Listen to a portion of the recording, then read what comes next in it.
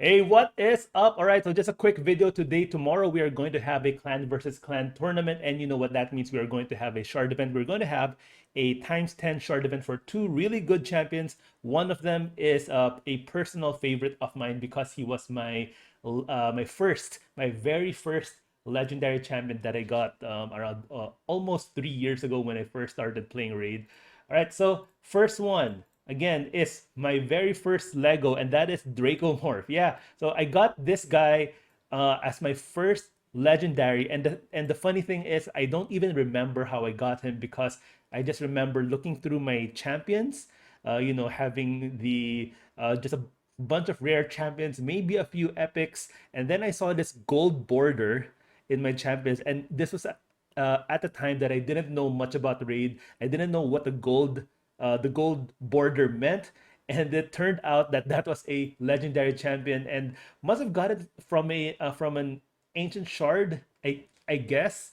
Yeah, but this guy, really carried my account as my very first legendary. I back in early game, I used him in arena, especially for this skill. Places a 25% weaken and a 60% decreased defense on all enemies for 2 turns to make way for my main nuker, which was at that time, that was Elhain, which was my starter champion. So this guy will go first, and then Elhain will go and finish the job. So yeah, really happy to have him as my very first legendary. And of course, this skill works well in dungeon, in clan boss. He's still my clan boss damage dealer right now that I'm using to one key Ultra Nightmare. So he is still, yeah, still my personal favorite because of he means so much to my account. And of course, for PvE content, I think this skill is one of his best skills. His A1 damage increases by 10% for each debuff on the target. In my clan boss team, I pair him up with a vizier to make sure that that the clan boss always has 10 debuffs up at a single time, so that this A1, the damage increases by 100% for having 10 total debuffs on the clan boss because of vizier. So yeah, so this A1 hits really hard, and of course this A2 that places 4 poisons, which would of course help me fill up that debuff bar on the clan boss. Of Yeah, so having these 4 poisons decrease defense and weaken, and then I will wait for this cooldown to go off of cooldown, and then place 4 more poisons for a total of 8 poisons, plus these two, that's 10. And yeah, this skill will of course hit really hard. Can be useful for dungeon. I use him in a few Doom Tower boss fights as well. Let me just go to Doom Tower, and which team do I use him on? I think I use him. Yeah, here. Yeah, here you go. So of course, having Riho here placing a lot of debuffs, Draco also placing a lot of poisons, decrease defense and weaken. Sometimes the Celestial Griffin will have 10 debuffs up, so his Draco's A1 will hit very hard, of course, along with Krila and along with Cardil here, with those ally attacks, making sure that I make full use of Draco's A1 with those. Yeah, so really fun champion to use. I also just show you very quickly my clan boss. Yeah, here you go. I did 80 million on the clan boss. This is my team here. 2 man-eaters, Krila, Vizier, and Draco. Of course, Krila again making use of that ally attack to make full use of Draco's A1 and Vizier's A1, which is of course the only thing that you need for Vizier in a clan boss fight. Turn off his A2 and A3. So using Draco's A1, and of course with those decreased defense, weaken, poisons, and of course man-eaters, helping me do that unkillable setup. Yeah, all right. So Draco, very useful champion. If you would ask players nowadays, he would.